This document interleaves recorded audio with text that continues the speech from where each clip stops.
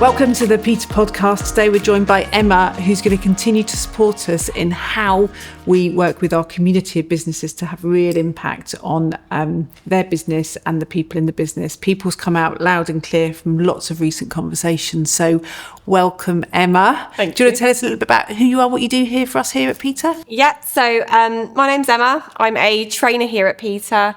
I primarily look after the business administration curriculum, but also the maths and English functional skills and our learners there. So let's just talk a little bit about what's really important to us here at PETA, which is the practical impact in business. Now, you're mostly delivering in the centre with the apprentices in here or delegates in here.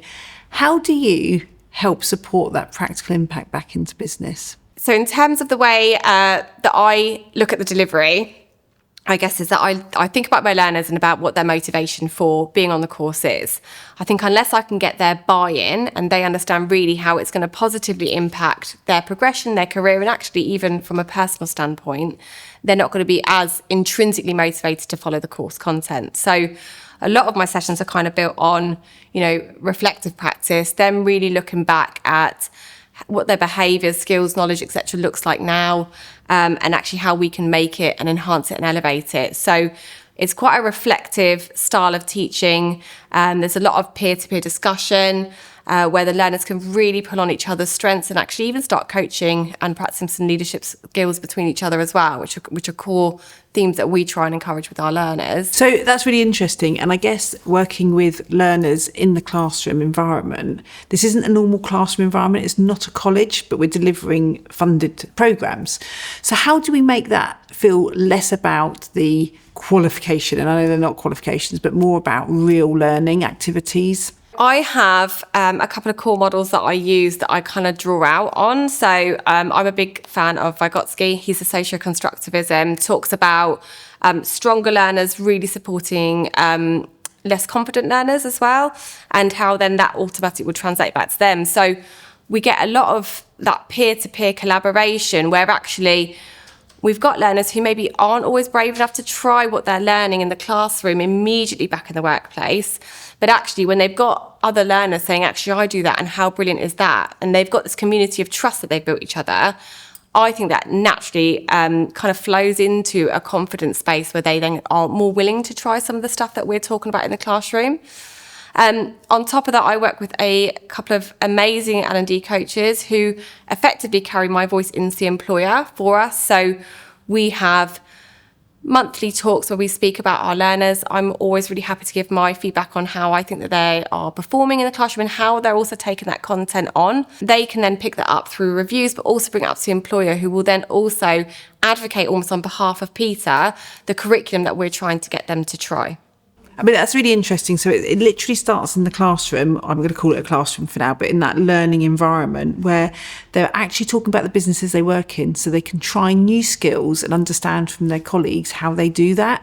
And sometimes it's the unknown, isn't it, for people? How it's scary, isn't it, going into the workplace and doing something different? Why would you do that? But also, so I get a variety of different learners. So I've got some who actually, this is their first ever work experience. They don't even know really how to operate a calendar. Vice versa, I've got learners who have been with their employer for a very long time, who have actually probably built a wealth of their own knowledge and experience that they can share with us.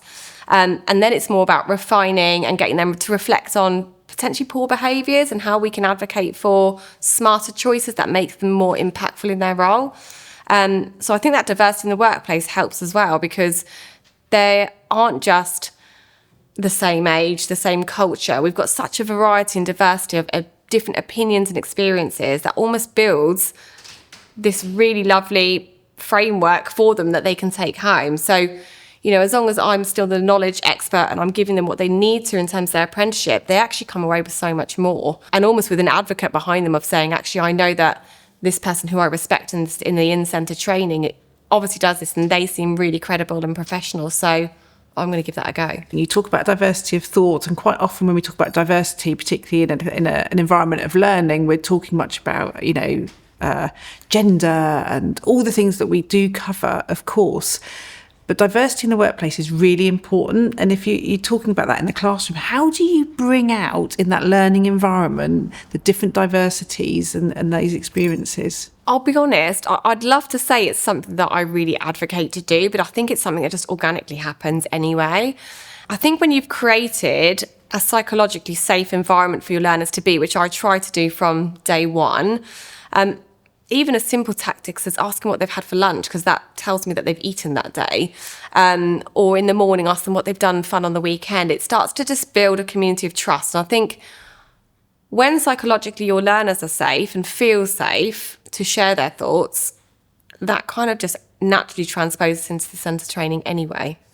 And people are diverse in their thoughts. Do you find that learners then tend to follow each other's thoughts, or how do you encourage that they're not just taking on groupthink and to develop those thoughts further? So, interestingly, I haven't had it yet, actually, where that's been a case.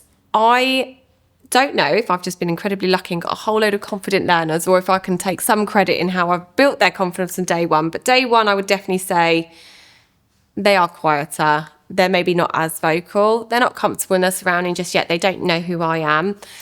I think the blend of activities that we do encourages them to be more proactive about their thoughts, because we have debates in the classroom. We have practical activities. I pair people up into different groups, so they're not always with the same person. So they're probably not always getting bombarded with the same type of thought, which then stops that kind of what I call herd mentality, where they might follow it. And again, it's probably just role modelling a bit from me, from maybe some of the other learners in the class who are more vocal.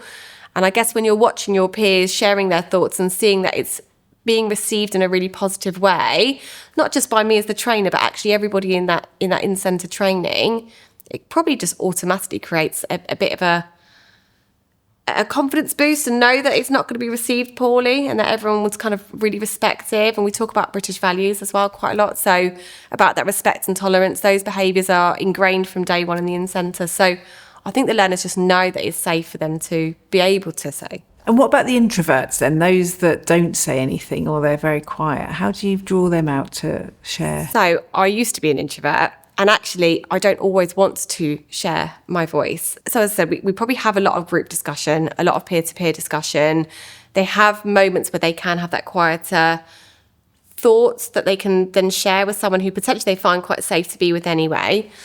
In the group discussions, I do use direct questioning because I do need to from an assessment point of view. But if I have candidates that I know would struggle in that environment, I wouldn't force them to share their opinion in that way anyway. So I use a blend of activities. Some will be more like internal reflective, where they might actually write their own objectives and thoughts, and I'll go around individually person to person. We use quizzes and things like that for me to ascertain, but I always make sure that I've got a bit of an open door policy. So at lunchtime, when I'm not in the classroom, I always make sure that I'm around for the kind of 5 minutes as they leave, and that I'm back down in the dining hall with them beforehand. Anyone who wants an opportunity to talk knows that opportunity is welcome always. And same as the end of the classroom. I mean, I don't even think I've had a single learning day where someone hasn't grabbed me. So they know that the opportunity, if they want to share privately and they're not brave enough, is there. You mentioned you used to be an introvert. That's fascinating. Yes. So tell us about your journey then, and what got you to be an extrovert then, if that's how you... I'll be honest, I don't identify as an extrovert anyway. I'm probably more ambivert, which is something I've only recently found out about, which is where scenarios and situations change who you are. But yeah, when I was young, incredibly shy, didn't really talk much, wouldn't order in restaurants even. My mum, who I haven't quite forgiven yet actually, forced me to go and do drama at GCSE. And I hated every second of it, I'll be honest. I didn't actually get over my fear of presenting, or maybe being more articulate, until I went and worked at a previous company where I was a manager. And I had to, because I had a team of people to lead. They were looking to me to do that. And if I couldn't articulate, or at least come across that I was credible, they weren't going to buy into me, and I couldn't afford that in that role. So that's probably why I think a lot of people at PETA would say I am extroverted. It's almost a learnt behaviour. It's really interesting. So extrovert and introvert are sort of labels, and I've got one of my old CEOs, and he is probably an introvert, but is constantly doing podcasts on social media. He will go and deliver, talks and so on. He's still an introvert. He's still an internal thinker, whereas I'm definitely an extrovert, so I'm an external thinker, and it just comes out. Having gone through that, being able to support your learners in that environment because you've been through it makes a difference. I think empathy is huge, isn't it? Everyone understands sympathy, but empathy is a very different ball game, isn't it? I've got learners sometimes that sit there and I can see how nervous they are. And it immediately just puts me back in those shoes and those days where I was on stage, probably during my drama assessment actually, and I'd be shaking. And actually, I still remember that feeling and how scared you are and how little you're hearing. And ultimately, when I've got a learner in my classroom and I'm responsible for them, I really need them psychologically in a safe space in order for them to accept that new learning in a way that's actually going to land with them properly. Yeah, but you can't think and you can't learn if you're not in that safe space. Yeah. So that's a priority for us here. Yeah. Yeah. So I didn't learn to present or actually get comfortable with presenting. I'm not saying I'm a great presenter, but didn't get comfortable with it until I stood up and presented what I thought somebody wanted to hear and made such a mess of it that I promised I would never do that again. So what I then did is work out that whatever they want me to say is on them. I'll tell them what I want to say. And when you present what you want to say, suddenly the world is a really different place. And it was a real switch for me, but that wasn't until my late 30s, probably. Yeah. So I also teach presentation skills here for corporate. And actually, that's my one hook for everyone when I talk about presenting. If you're not passionate about the subject, you're not going to deliver it well. And I think of it as like your favourite song, right? Do you have a favourite song? Oh, you don't have to give it to us. Do you have one? Do I have one? Probably. I can think of 2 or 3. So think about when it comes on the radio and how it makes you feel. Do you sing all the lyrics? Oh, yeah. Loud? And probably use my hands as Proud, well. right? Little dance. So presenting to me is a little bit like having your favourite song. If you know the content, you've heard it, you understand the passion behind it and the purpose, you're going to share it more effectively, aren't you? Yeah. And I had a learner who said, but what if I don't buy into what I'm talking about? And I was like, there must be some part of anything we can get passionate about. And they said, but it's a health and safety training. And I said, so are you not passionate about health and safety? And she said, it's my job. And I said, are you passionate? Sorry, it's a long story. I don't know. I'm really passionate about my job. I can't understand why someone wouldn't be in a job that they're passionate about. But anyway. But she then said something like, well, I'm actually more passionate about the fact that people don't listen. And I said, but that's your hook. Yeah. So make your presentation about what happens when people don't listen. I said, and it will flow. And it did. And she came back and gave some feedback and said, you're right, passion leads presentations. And so it's all about the individual people, isn't it? Yeah. 100%. What about time management then? So you do a bit of that here as well, I do. don't I you? love time management. This is where the geek in me comes out, actually. I love researching anything, basically. So give me any topic at all. But yeah, time management, weirdly, is one of my favourites at the moment. I've also learned a lot about myself through that and probably the way I operate. And as much as I teach it, actually some best practice, and I've adopted some new ways of teaching it. But I'll give you a really interesting one that I absolutely loved. Have you heard of Hemingway's Bridge? No. For people who have very busy jobs, like yourself, Fiona, where you might be picking things up and dropping them and picking them up and dropping them, Hemingway, when he was writing his stories, would never finish a story. He wouldn't actually finish the sentence. And there's something about decision fatigue and things like that our brain can't always operate in the most effective manner when we're trying to pick up a finished product or a semi-finished product. By leaving his sentence half written, it would kickstart something in his brain because he knew exactly what he wanted that sentence to say, that he would then finish that and it would immediately get the creative juices flowing and then he could carry on. So it's actually a really good strategy for anyone who is continuously picking up different workloads, is actually don't get it to a point it's finished, because the next time you go and pick it up, you'll do it more effectively. That is really interesting, isn't it? So you can take some of that into the apprentices as well, I guess. We do, yeah. Yeah. Yeah, I do. So I also give them, I always say, this is the curriculum, this is what I have to teach you. And then I say, and here's some freebies I'm going to give you anyway, because actually why wouldn't we give them an arsenal of tools that they can use to be the most effective that they can be? And isn't it interesting? So we talk a lot about the businesses that we work with. They're all through a big change process. We know that the market's really tough at the moment. We know that a lot of businesses are looking at new roles, bringing automation into their businesses and so on. Actually, what's really interesting is what you're talking about is how people manage in that environment.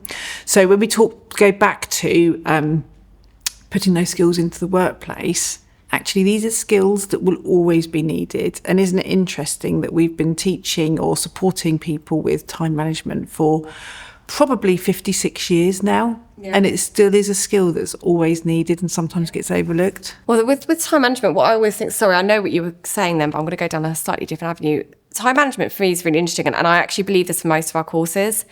It's a behaviour. Behaviour is a choice. We can choose to adopt time management strategies that work for us, or we can choose to continue working as we were before.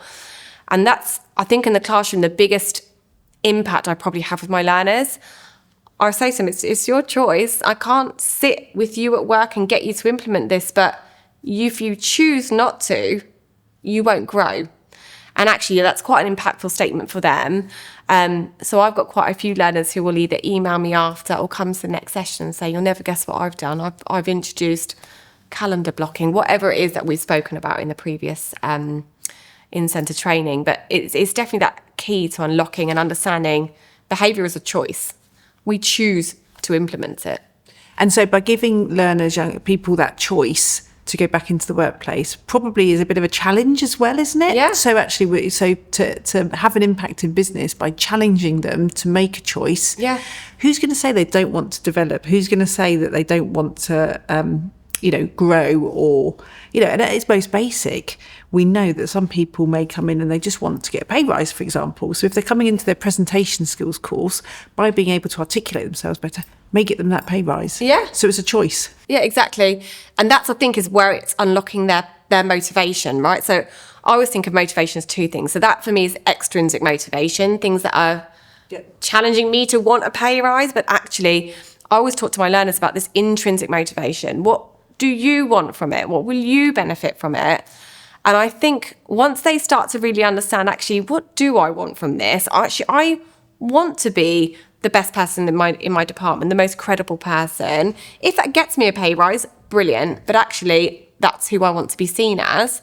Once that intrinsic motivation gets unlocked, the doors are open then, and that person just flies. So 100%, your role isn't just about teaching knowledge. We talked earlier about knowledge and teaching that knowledge. Actually, it's about unlocking that want to grow and develop, and then we have the impact in the workplace. Yeah. That's when we get that magic happening in the workplace. Yeah. Thank you, Emma. Thank you.